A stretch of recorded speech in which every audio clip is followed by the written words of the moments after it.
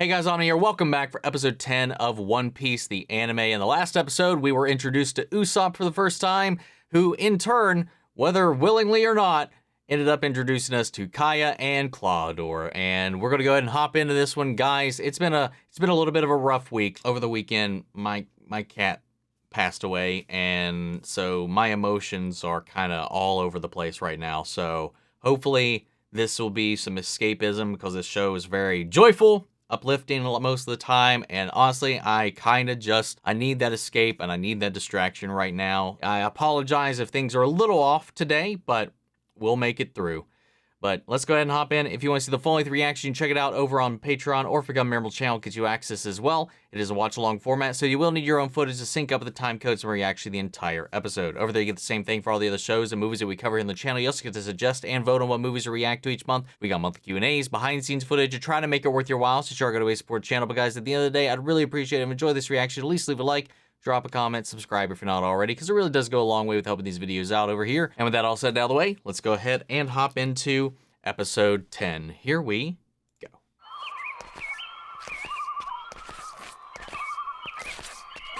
Oh yeah, this guy.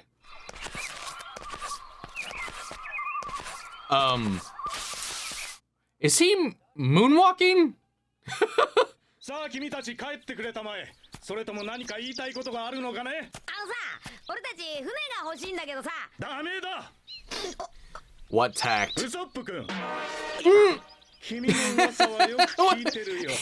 村で評判だ。あんたも俺をキャプテンウソップと呼んでいいぜ。俺を称えるあまりにな。キャプテンか。君の父上の話も聞いてるぞ。Oh, interesting. Okay. 君は所詮薄汚い海賊の息子だ。Ooh, Luffy didn't like that. 薄汚いだと。君とお嬢様では住む世界が違うんだ。目的は金か、いくら欲しい。Wow. 私は真実を述べているだけなんですよ。君には同情するよ。恨んでることだろう。君ら家族を捨て村を飛び出した家族より財宝が大事な大バカ親父よ。クラハドール。それ以上親父をバカにするな。 Really poking the bear right now, man. Whoa. Oh, nice. That was actually pretty. He's got a grappling purse? Whoa, a grappling purse? What? こういう時こそ得意の嘘をつけばいいのに。本当は親父は旅の商人だとか、実は血がつながってないとか。Wow, he just would not stop talking that shit. Ooh. Luffy's face was like just eerily dead right there. ほら見ろ、すぐに暴力だ。親父が親父なら息子も息子というわけだ。 I'm sorry. Somebody was being verbally violent themselves, so what did you expect? お前の言う通り、俺はホラ吹きだから、俺が海賊の血を引いてる。その誇りだけは偽るわけにはいかねえんだ。俺は海賊の息子だ。 No. 挙句の果てには財産目当てにお嬢様に近づく。何か企みがあるという理由など、君の父親が海賊であるということで十分だ。 Oh, fuck off. 悪い人じゃないんです。クラハドールはただ私のためを思って過剰になってるだけなの。出て行きたまえ。二度とこの屋敷に近づくな。 I'll give it though, like unlike live action Usopp, man, he was ready to throw some hands. Letting that pride really drive him a little bit. I'm a little proud of the guy here, dude. It took a lot more to get a rise out of him before in the alternative.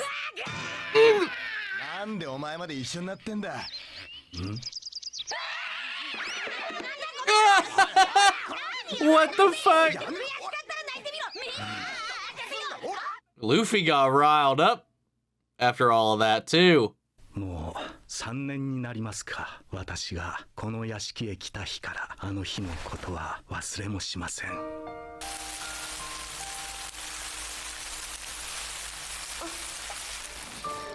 当時私はミスを犯したことから働いていた船を降ろされてしまい、今にものたれ死にしそうでした。おいお前、 Damn. ご主人様、しかし That was your first mistake, man. You fell for the trick. I don't know, maybe it wasn't a trick at this point, and then the scheme came about later in time. But yeah, look, she was out gardening, she had all that energy, she was doing just fine. And look who shows up, and now she's crippled to a bed. もしも万が一お嬢様の身に何かあっては、私がお世話になったご主人に顔向けできないのです。先ほどのこと。 He's really playing it up, though. 私もクラハドールには感謝してるわ。でも誤解しないで、ウソップさんはとてもいい人なの。いい人かどうかは別の話。クラハドール、もう分からずや。ええ、分からずやで結構。 Yeah, what is up with this guy? He's just Michael Jacksoning everywhere. Hat, gloves, moonwalk and all. それよりあんたたち一人足りないんじゃない？ああ、玉ねぎ。あいつすぐどっかに消えちゃうんだよな。そして大騒ぎして現れるんだ。 Almost perfectly on cue. A backwards guy. 嘘つけ。本当だよ。あれ見て。 Who's this dude? They definitely wrote his ass out. 俺は変じゃねえ。 Little odd. That's at least it. 俺はただの通りすがりの催眠術師だ。 Passing by hypnotist. やってみせてくれよ。うん、やって。何？ The way he just shifts his legs, man. 俺が見ず知らずのてめえらに初対面で術を披露しなきゃならねえんだ。 Oh, well. いいか？よくこの輪っかを見るんだ。ワンツージャンゴでお前らは眠くな。 1, 2, Jango. ワンツージャンゴ。He knocked himself out too. That doesn't seem very helpful. But what do I know?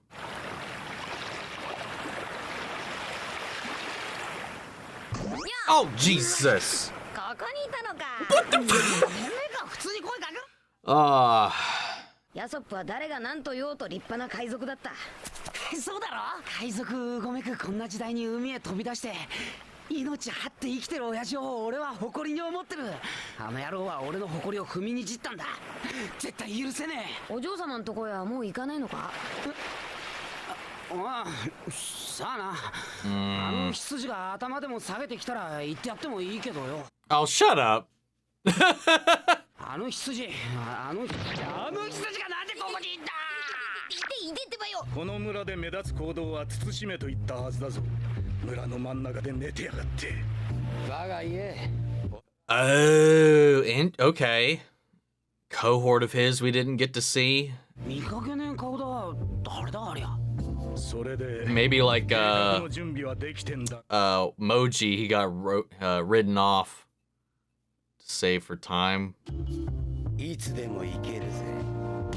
お嬢様暗殺計画。 Yeah, let's just say it. I mean, I guess we are at a seemingly isolated little shoreline where they wouldn't expect anybody to be. But yeah, probably just yelling that out loud, regardless, isn't the safest of bets.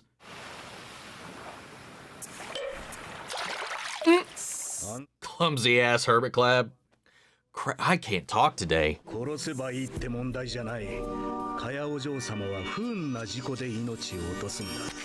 そこを間違えるな。要するにあんたの合図で野郎どもと村へ攻め込み、お嬢様を仕留めりゃいいんだろ。そしてあんたがお嬢様の遺産を相続する。他人の俺がどうやってカヤの遺産を相続するんだ。頑張って相続する。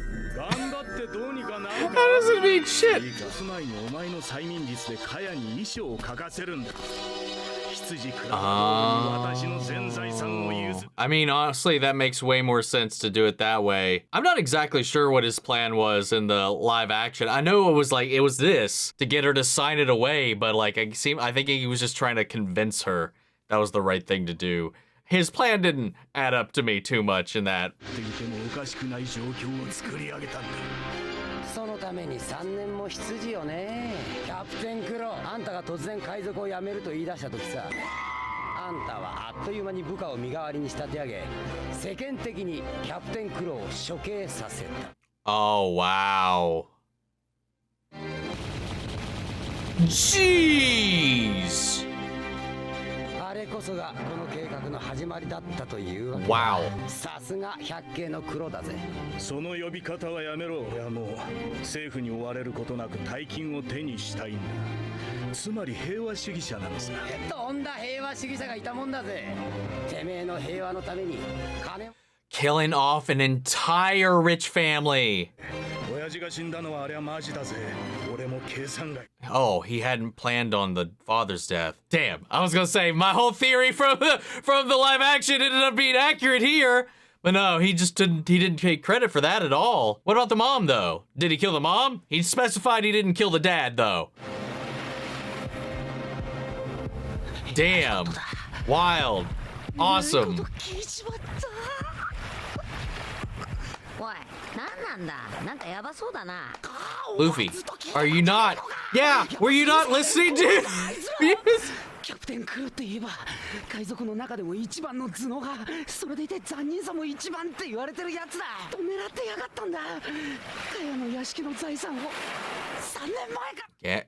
Gathering her trust, and I don't even know what the point of gathering her trust would be at this point, because if he's just going to brainwash her into doing it with Jango here.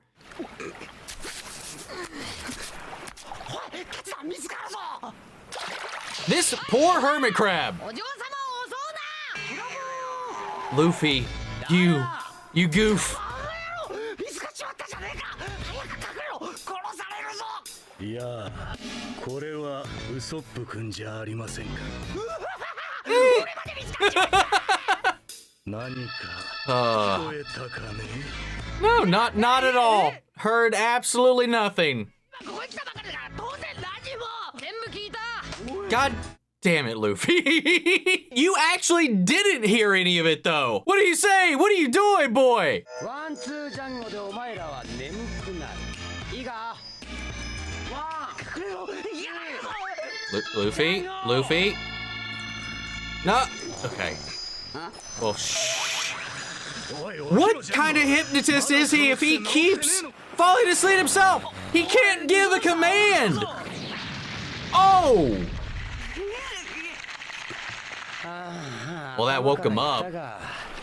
殺すつもりはなかったんだがな。 It's okay. He's made of rubber. He's fine. 助からね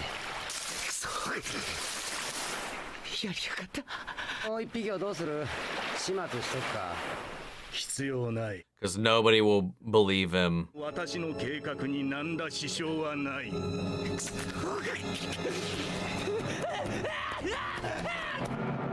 大丈夫なのか？当然だ。俺の計画は狂わない。俺が育ったこの村のみんなが殺される。カヤが殺される。俺はみんな。 Aww.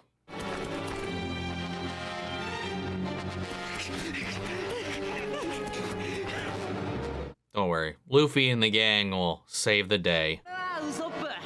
勇敢なる海の戦士だ。お前最近不幸らしいな。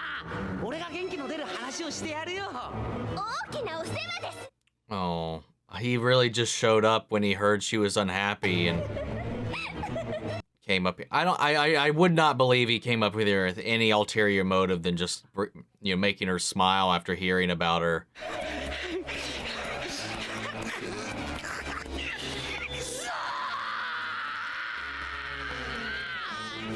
No.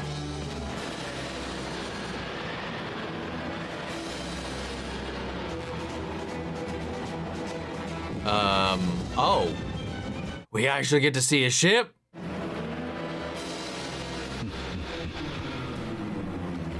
Well, if he's no longer captain, though, who's actually captain of the ship? Like, if he denounced that life You son of a bitch. You crab. Get your shit together. Okay, so he gave, just like before, he gave up being a pirate. You know, he wanted to manipulate the system enough, game the system, obtain wealth, power, whatever he needed in a way that wouldn't raise the suspicions or have the Marine world government, whatever, constantly, eternally sniffing down his back, faked his death, renounced his crew, took upon himself this identity. You know, I don't think it would be happenstance. He went to their house knowingly, I would presume, in efforts to try to infiltrate and gain that trust. And like he said, though, the father's death, and we only saw the father. We only saw Kaya and the father, though they were both mentioned in the live action. And I don't know if this is another one of those changes from the manga to this, because I know there's a couple of those that have been brought to my attention. But I'm wondering, we didn't see the mother at all, but the plan was to eliminate the entire family. And like you said, though, the father, that was real. That happened all on its own. He didn't have to get himself involved with that. What about the mom? The mom wasn't mentioned at all. So like, my understanding was that because this hypnotist guy, they definitely didn't bring him in. But his plan on the other side of the fence was to just earn that trust over the course of these years, all this time, and before her 18th birthday, before she had the power of attorney or whatever over everything, like she would be cemented as the owner of it all. He wanted her to willfully sign that over, convinced her to do that, and that it was in her best interest. And, Mary came in, was like, I don't think she'd actually do that. It seems a little sus. So maybe he was doing it behind her back, forging her stuff or something like that. I'm not exactly sure what his plan was over there. This makes a lot more sense. Though, rightfully so, he could also have earned her trust and maybe convinced her to just sign it over, rather than this whole ruse of, this hypnotist. But at least that makes some sense. Rather than trying to convince her to give it all up, her family's fortune, all this stuff, he's going to brainwash her to do that through him and his ability. Though he is awful at this, because every time he does it, he falls asleep too. He does it to himself. How is he supposed to do this to anybody? He just keeps sucking himself into it. How is this going to work? At least I have a much tighter grasp of what he's trying to accomplish here. And then through the food and the tea and all that stuff, he was just keeping her sick, keeping her crippled and all this kind of stuff, and keeping her under his thumb, his constant care and watch.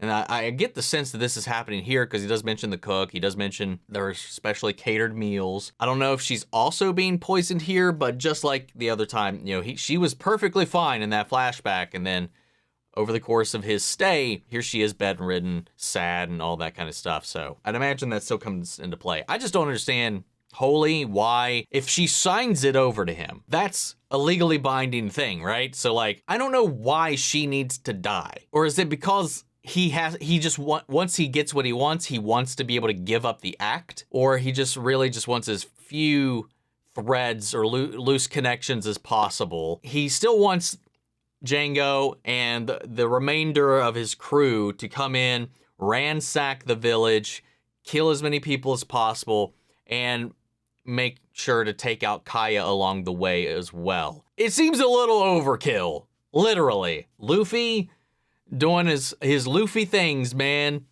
He's just this lovable goof. I don't know how to describe him in this episode, man. He's not one to back down, to hold his tongue.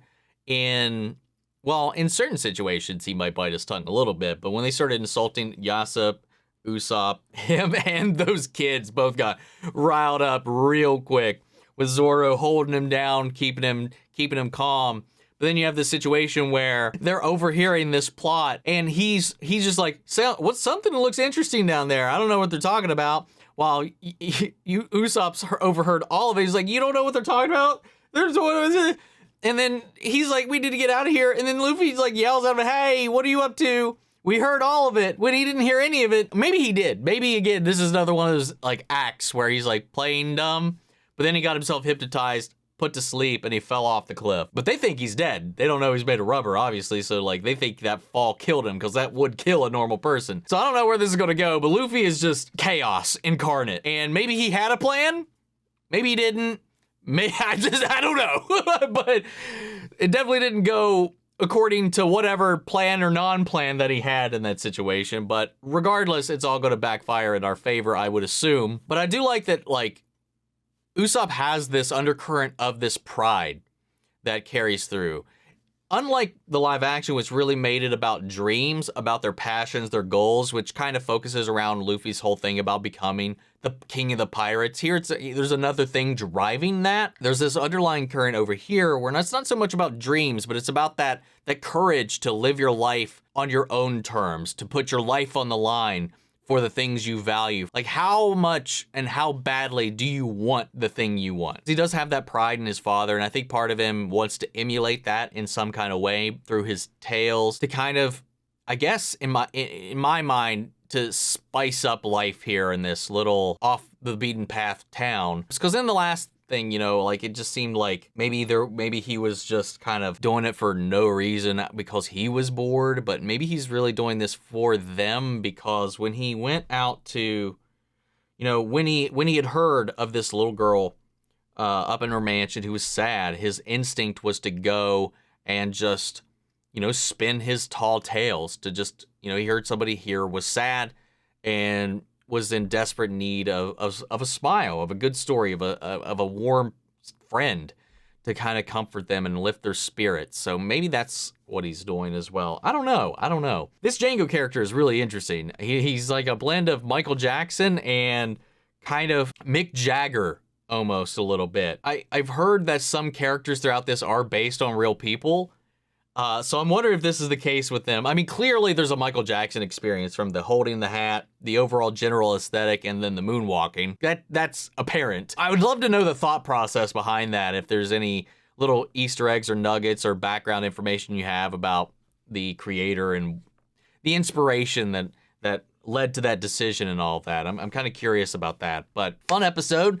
It's escalating real quick. We got new players we didn't have before, so much like with the thing with Moji and all the other kind of stuff we had in the Buggy arc, I'm excited to see some of the things we didn't get to see. Again, while I still feel like the plan is overall kind of unnecessarily complicated, I kind of have an idea and grasp of it a lot more than I do here, so I'm excited to see how everything unfolds though. Yeah, man.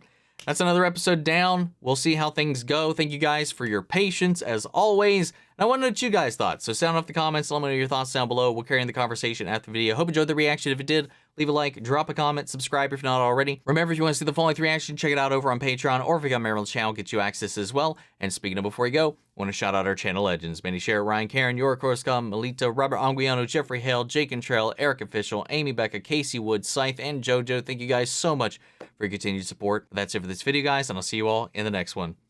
Take care, everybody.